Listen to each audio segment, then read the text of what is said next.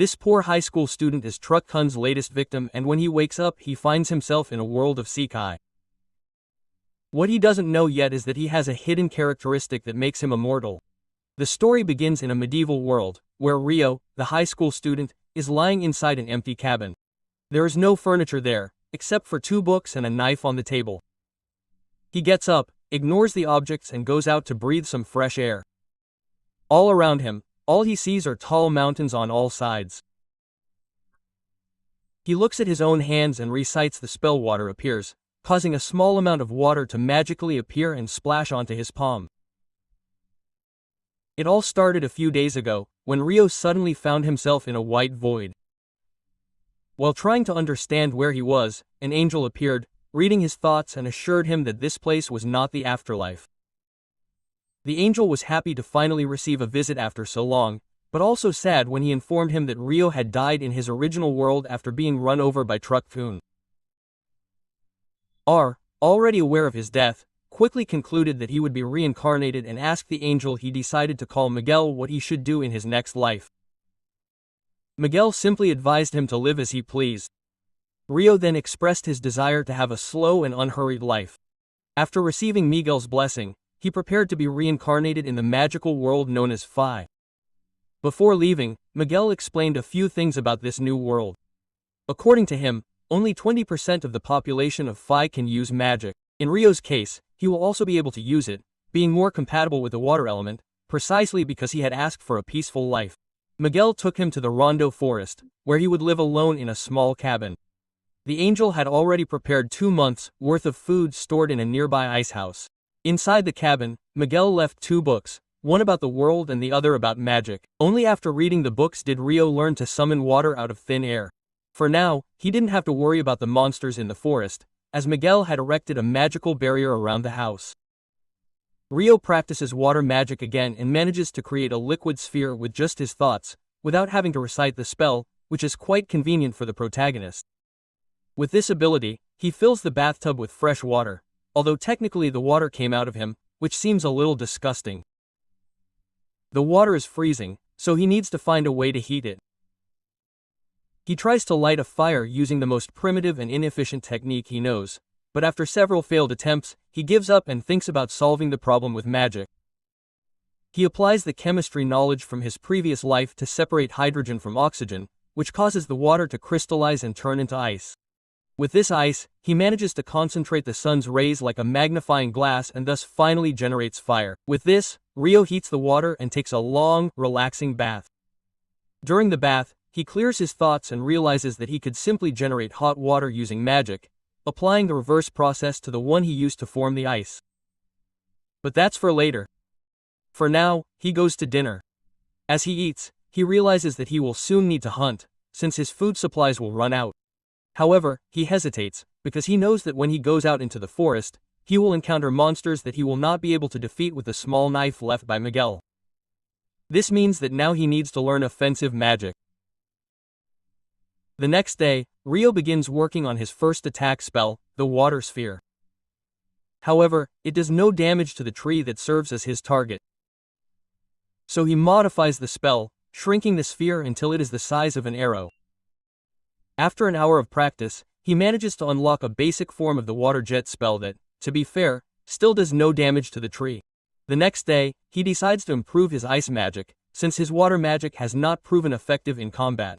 He carefully tries to create an ice crystal, but is unable to levitate it, since projecting ice is much more difficult than manipulating water. Even so, after several hours of training, Ryo finally manages to summon several crystals at once, but is still unable to launch them as projectiles against the tree. After several days of trial and error, he masters the ability to instantly form ice crystals, although he still doesn't have enough strength to use light offensively. Still, as time is running out, Ryo decides to improvise, uses the ice crystal as a spearhead and heads into the forest. Near the bank of a river, he finds quartz, which makes him relieved, as he can now generate fire even if he runs out of mana. He goes on to collect some medicinal herbs, but is soon attacked by a monster called a lesser boar, which sees him as easy prey. The boar charges straight at him and Ryo, paralyzed by fear, is unable to move his feet, almost ending his short journey in the world of Phi right there. But at the last second, the thought of dying again gives Ryo the strength to jump and escape. This time he uses magic to his advantage, making the ground slippery by turning it into ice, causing the boar to skid and lose its balance. Ryo quickly creates several ice spikes in front of the animal, which ends up being pierced to death. The saying, "in desperate times, desperate measures," applies perfectly to him, as he can cast water magic in the heat of the moment. It was an admirable attempt, but he is still far from being truly good. Back at the cabin, he takes out the monster compendium and begins to study. It doesn't take long for him to discover that lesser boars are the weakest of all monsters. This makes him rethink what he might encounter out there, as perhaps his peaceful life is not so peaceful after all. He continues reading the book and comes to the page about dragons. The only thing the book says is that if he encounters one, he must run. Not that this will save him from being killed anyway, but he should still try. The next page talks about a monster called a kunya. For this one, even running won't do any good. All he can do is pray that he never comes across one. The book doesn't offer much consolation, but he continues to study. One would expect him to be unmotivated after his first encounter with a monster. But a boy can't be trapped indoors forever. So, the next day, he gets ready and goes out again. The day starts off well. He finds a tree with fruit. When he takes the first bite, he feels that all the stress of the previous day was worth it. The taste is wonderful. However, the relief is short-lived, as a killer hawk appears out of nowhere and knocks him to the ground. He immediately realizes that the bird is stronger than him and there is no chance of defeating it. The hawk uses invisible air magic, which he has no way of fighting. Ryo remembers the advice from the book and starts running, but how can anyone run away from a bird? When he realizes that he is cornered, he decides to stop and fight. He uses his ice magic to trap the hawk. When he believes that the creature is dead, he approaches, but the bird breaks the ice and frees itself, although with one of its eyes injured. Realizing that Ryo is stronger than before, the hawk decides to retreat. Ryo collapses to the ground, relieved, and complains that the quiet life he asked for is not peaceful at all. When he tries to return home, he realizes that he is lost after running so much during the attack. As he tries to find his way through the forest, something scares him. He sees a Dayan, a headless creature with smoke coming out of its neck tending to its horse. Somehow, he manages to find his way back. As time goes by, he continues to train.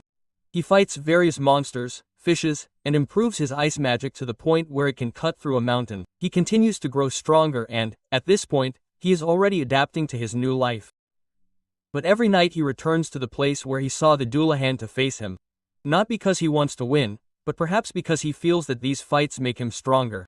He does not know much about Dullahans, since there is nothing about them in the compendium he has. This leads him to think that perhaps the Dullan is not a monster, or at least that he is not in a beginner's book. After another failed fight, he admits that he keeps coming back because he believes that the Dullan Lanhan wants to make him stronger. He watches the Darren forging an ice sword.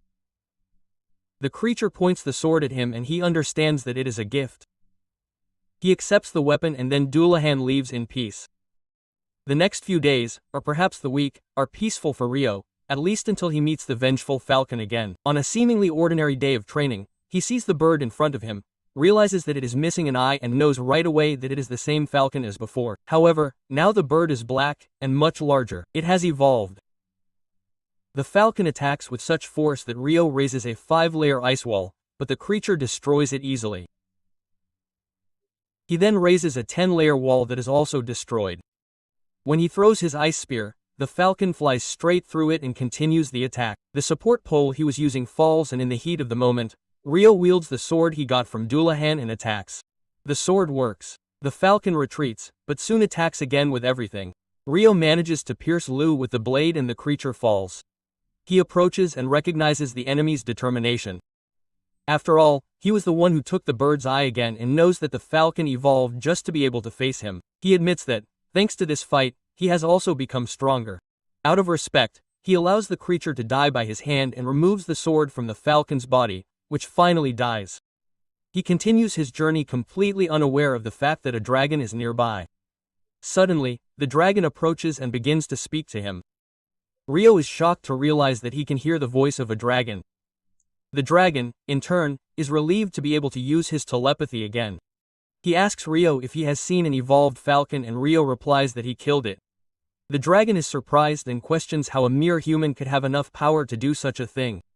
In response, Rio shows him the sword he received from Dullahan. The dragon immediately recognizes it as the sword of the Fairy King and asks what Rio did to deserve such a gift. But not even Rio himself knows how to answer. Since the dragon had already finished his questions, Rio takes the opportunity to ask his own. The two talk until dusk, exchanging words like old acquaintances, until the dragon says he has to leave. Before leaving, Rio introduces himself and the dragon reveals his name, Lewin. At this point, Rio is genuinely enjoying his new life. Everything is going so well that even the angel responsible for his reincarnation decides to check his spiritual record again. In doing so, he realizes that he missed something important.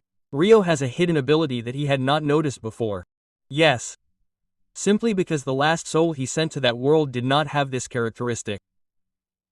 It is the power of eternal youth. That's right, Rio will never age. But what will he do with this gift and what will it mean for his existence from then on? While these questions hang in the air by a river, a strange boy with red hair is lying on the sand. Who could he be?